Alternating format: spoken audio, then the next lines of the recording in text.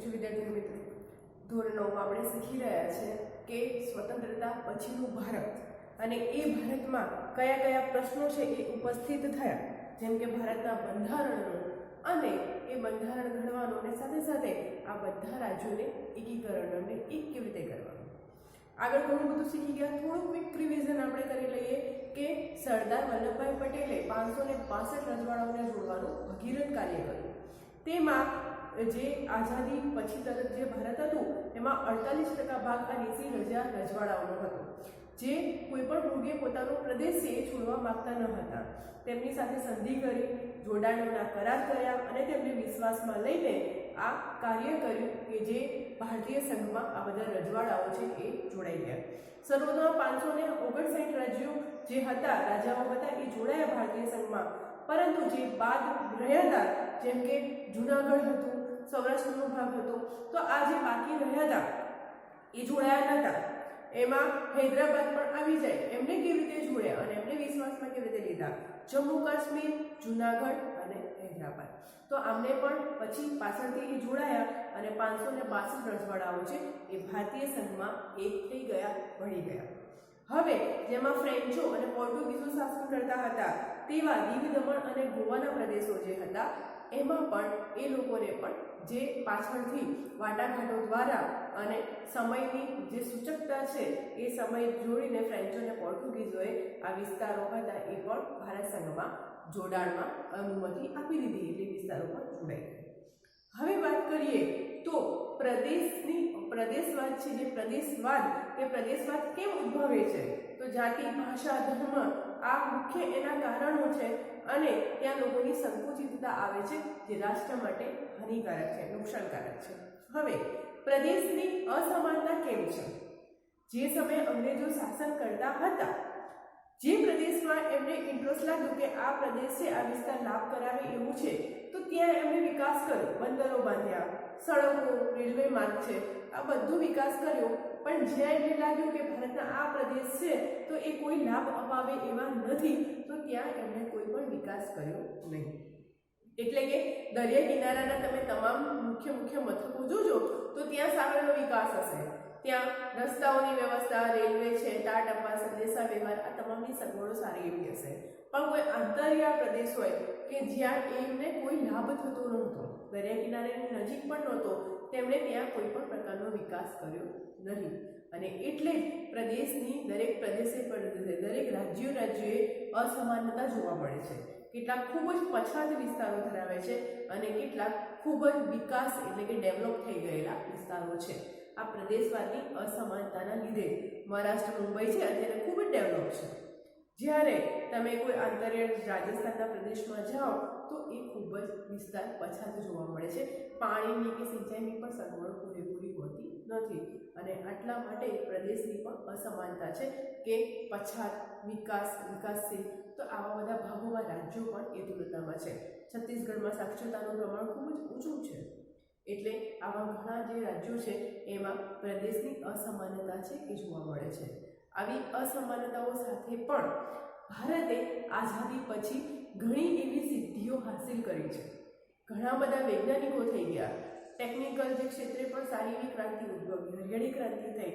તો આ બધાના ક્ષેત્રે પણ ભારતે છે એ અનેરી સિદ્ધિઓ છે એ પ્રાપ્ત કરી છે. સામે અડચણો હતી, બાધારૂપ હતું કે ઘણા બધા અંગ્રેજોએ જે ભારત દેશને એવું કહીએ ને કે શોષી લીધો હતો, જે ખજાનો હતા, ઘણી બધી વસ્તુઓ હતા લઈ ગયા હતા. સાથે સાથે કેટલાક મુગલ રાજાઓનું આક્રમણ અને એના લીધે પણ ભારતનો વારસાઓના ઘણા બધા નુકસાન થયું છે. પણ આ છતાં પણ ભારતે આઝાદ થયા પછી ઘણો એવો વિકાસ છે એ સાધ્યો છે. આજે એ સિદ્ધિઓની ચર્ચા કરવાના છીએ આપણે કે વૈજ્ઞાનિકો છે, અવકાશયાત્રીઓ છે, જે દરિયાઈ ક્ષેત્રે છે, અવકાશ ક્ષેત્રે કેવા સંશોધનો થયા છે અને એમનો ફાળો છે, આ બધા વિશે ચર્ચા કરીશું. જોઈએ આપણે વિજ્ઞાન ટેકનોલોજી ક્ષેત્રે વિકાસ, મર્યાદિત સાધનો હતા, સાક્ષરતાનું ઓછું પ્રમાણ હતું. આવા અલ્પ સાધનો સાથે પણ ભારતે સારી એવી સિદ્ધિઓ છે એ હાંસલ કરી છે અને નોંધપાત્ર વિકાસ છે એ કર્યો છે. સ્વતંત્રતા પછી ભારતનું નેતૃત્વ કરનાર મહાનુભાવોમાં અને વિદ્વાન વૈજ્ઞાનિકોનું જો નામ લેવા જઈએ તો ડૉક્ટર હોમી ભાભા, ડોક્ટર રાજા રામન્ના, ડોક્ટર વિક્રમ સારાભાઈ, ડોક્ટર સીવી રામન. આ ઇજનેરી ક્ષેત્રના જો લઈએ તો સર એમ વિશ્વેસરૈયા, સામ પિત્રોડા જે ટેલિફોન ક્રાંતિના શોધક હતા, શોધ કરી એમણે. ડોક્ટર એપીજે અબ્દુલ કલામ જે આપણા પૂર્વ રાષ્ટ્રપતિ રહી ચૂકેલા છે. મેટ્રો રેલવે ટ્રેક પ્રોજેક્ટને સફળ બનાવનાર શ્રી પી શ્રીધરન તથા આવા અન્ય ઘણા એવા વૈજ્ઞાનિકો, ઇજનેરો કે ટેકનોક્રેટો છે, એમનું પ્રદાન છે એ ભારત દેશ માટે નોંધપાત્ર ગણાય છે કે જેમના થકી ભારત દેશે વિજ્ઞાન અને ટેકનોલોજી ક્ષેત્રે સારો એવો વિકાસ છે એ સાધ્યો છે.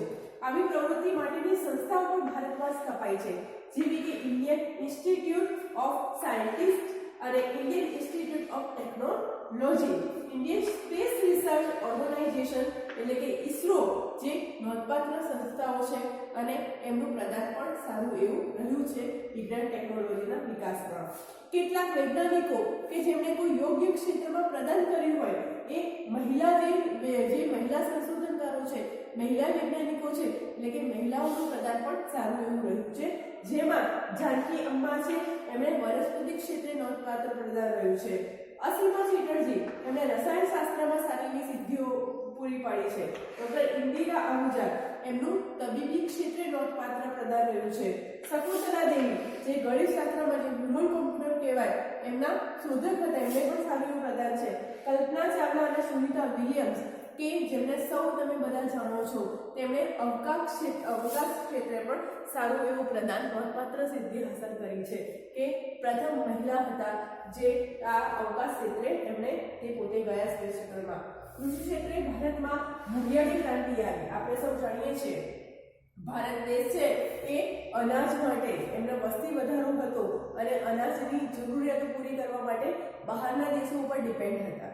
એમને બહારના દેશોમાંથી અનાજ લાવવું પડતું અને આયાત કરવી પડતી, એટલે એ આધારરૂપ બહારના દેશોમાં હતા અને એના લીધે ભારત દેશ સ્વાવલંબન સાધી શકતું નહોતું.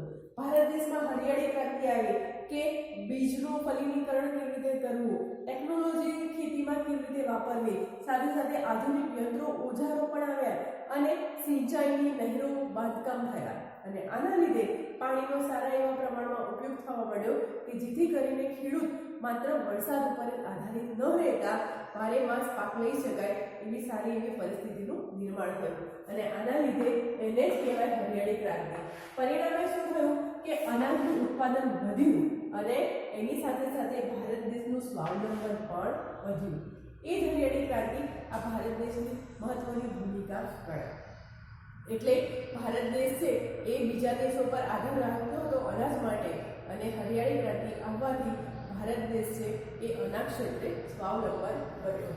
આ સાથે બહુહેતુ બંધો બાંધવા, જળાશયો નહેરોનું નિર્માણ કરવું, કૃષિ ક્ષેત્રે પણ ટેકનોલોજીનો ઉપયોગ કરવો, સાથે સાથે ઘણી બધી કૃષિ યુનિવર્સિટીઓ છે કે જે દાંતીવાડામાં છે, સૌરાષ્ટ્રમાં સ્થપાઈ છે અને આ કૃષિ યુનિવર્સિટીમાં કૃષિ ક્ષેત્રે પાક સંરક્ષણ કે ખેતી ક્ષેત્રે ઘણી એવી સારો અભ્યાસક્રમ છે અને જ્ઞાન આપવામાં આવે છે, તો એ પણ પ્રદાન છે.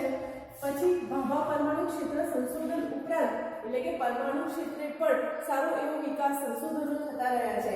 એમાં એન્જિનિયરો, ટેકનોક્રેટો અને વૈજ્ઞાનિકો સાથે એમના સંયુક્ત પુરુષાર્થ સાથે બાંધવામાં આવેલા મથકો અને એ મથકોથી જ સારું એવું સંશોધન પરમાણુ અણુ ક્ષેત્રે કરવામાં આવ્યું છે. એની જો સિદ્ધિ હાંસલ કરીએ તો કહેવાય કે પોખરણમાં 2 અણુ ધડાકાઓ થયા અને એ ભારતનું મહત્વનું અણુ ક્ષેત્રે સિદ્ધિ કહેવાય કે આપણી પાસે પણ પરમાણુ હથિયાર છે અને એના સંશોધનના ભાગરૂપે પોખરણમાં અણુ ધડાકા કરવામાં આવ્યા કે જે અમેરિકાને જે વિશ્વની મહાસત્તાઓ હતા જે પોતાની પાસે એમણે પરમાણુ આવા મથકો બનાવીને પરમાણુ પરીક્ષણ કરેલું, પણ ભારતે જ્યારે કર્યું ત્યારે એમને ગમ્યું નહીં અને ભારત ઉપર કેટલાક જે નિયંત્રણો છે એ પણ લાદી દેવામાં આવ્યા. પાછળથી નિયંત્રણો હળવા થયા પણ આપણા ભારતની સિદ્ધિ સર્વોત્તમ સિદ્ધિ કહેવાય. અવકાશ ક્ષેત્રે જોવા જઈએ તો અવકાશ ક્ષેત્રે પણ સારા એવા ઉપગ્રહો છે એ ભારત દેશે ત્યાં મૂકેલા છે, ચડતા મૂકેલા છે. એમાં આર્યભટ્ટ તે 1975માં છોડાયો, ભાસ્કર 1979માં, રોહિણી 1979માં અને PSLV એટલે કે પોલાર સેટેલાઇટ વ્હીકલ આ પરમાણુ ક્ષેત્રને છેલ્લે મંગળ ગ્રહ પર પહોંચવા, જે તમે સારું મૂવી જોયું હશે મિશન મંગલ, તો આ એમાં જે વૈજ્ઞાનિકોએ મહેનત કરી છે અને બહારના દેશો પાસેથી એક પણ કોઈ સાધન સામગ્રી લાવ્યા વગર સ્વાવલંબી બનીને આ મિશન મંગલ છે એટલે કે મંગળ ગ્રહ છે એ અવકાશમાં તરતું મૂકવામાં આવ્યું.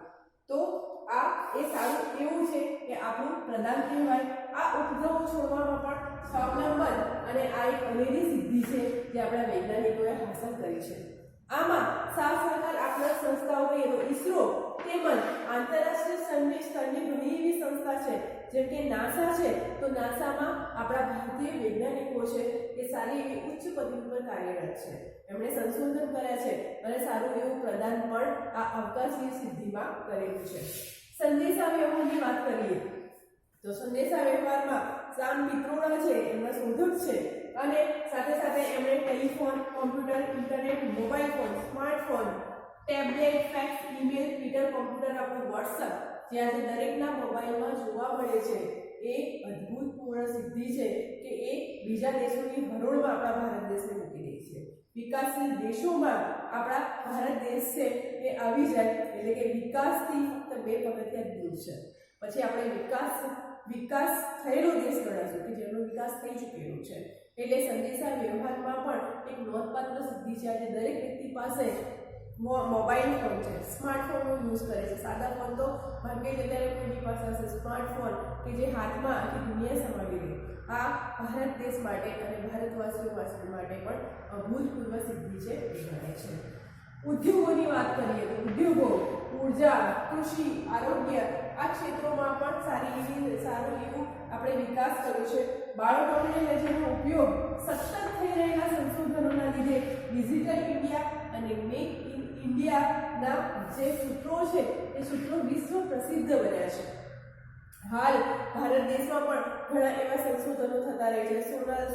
સોલાર પેનલ કે સોલારથી બેટરી છે એ ભારતીય જે સંશોધનકારો છે એમનાથી બનાવવામાં આવે છે. ગાડી જે સૌર ઉર્જાથી ગાડી ચાલે છે, સ્કૂટી ચાલે છે, મોપેડ ચાલે છે.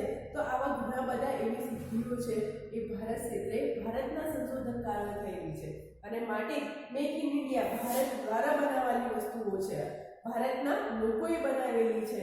અને આપણા ભારત દેશમાં પણ તમે ન્યૂઝમાં વાંચતા હશો તો વિદ્યાર્થીઓ છે એ આવી સારી એવી સંશોધન કરતા રહ્યા છે અને ઘણા એવા ધારો કે એટીએમ મશીનો હોય કે કોઈ ટેકનોલોજી છે એવી ઉપયોગ કરીને સારી એવી વિકાસ જે કહેવાય ને કે ટેકનોલોજી સાધનો એ સાધનો છે એમણે બનાવ્યા છે. દરિયાઈ સંશોધનની વાત કરીએ તો દરિયાઈ સંશોધન ક્ષેત્રે પણ ઘણા બધા પ્રયાસો છે એ આપણે કરેલા છે. માનવ સંશોધનોના શ્રેષ્ઠતમ ઉપયોગોના પ્રયાસો રસ્તાઓ છે, બંદરો બાંધ્યા છે, બંદરોનો વિકાસ કર્યો છે અને શિક્ષણ અને આરોગ્ય ક્ષેત્રે પણ સારી એવી જે તકનીકી શોધો છે એ કરેલી છે. આરોગ્યની વાત કરીએ તો હમણાં કોરોનાની રસી આપણા ભારત દેશે શોધી અને જે ભારતના સિવાય પણ અન્ય દેશોમાં એની માંગ છે. ભારત દેશમાંથી મંગાવવામાં આવી છે કે અમને આ કોરોનાની જે વેક્સિન છે એ વેક્સિન પૂરી પાડો. તો આ પણ ભારત માટે નોંધપાત્ર સિદ્ધિ ગણાય. આના થકી સંયુક્ત રાષ્ટ્રો જે UN દ્વારા 21મી જૂનનો દિવસ વિશ્વ યોગ દિન, આપણો ભારત દેશ યોગમાં માને છે અને યોગ છે એ આપણને વારસામાં મળેલા છે, આપણી એક સિદ્ધિ જ કહેવાય. તો યુએનએ જે સંયુક્ત રાષ્ટ્રો છે એમણે પણ એ સ્વીકાર્યું છે કે હા 21મી જૂનનો દિવસ એ વિશ્વ યોગ દિન તરીકે જાહેર કર્યો છે. તો એ ભારતના ઉજળા ભવિષ્યના જ દર્શન કરાવે છે કે હવે ભારત વિકાસની જ આવે છે, એ વિકાસના દેશોમાં જ ગણાશે, વિકાસશીલ દેશો કરતાં પણ ઉપર. આપણું ચેપ્ટર છે એ અહીંયા પૂરું થાય છે. સરસ એવો પાઠ છે, બની શકે તો એકવાર વાંચજો અને સ્વાધ્યાયના પ્રશ્નો છે એ તમારી નોટબુકમાં એના જવાબો લખવાના છે. પાઠ અહીંયા પૂર્ણ થાય છે. Thank you.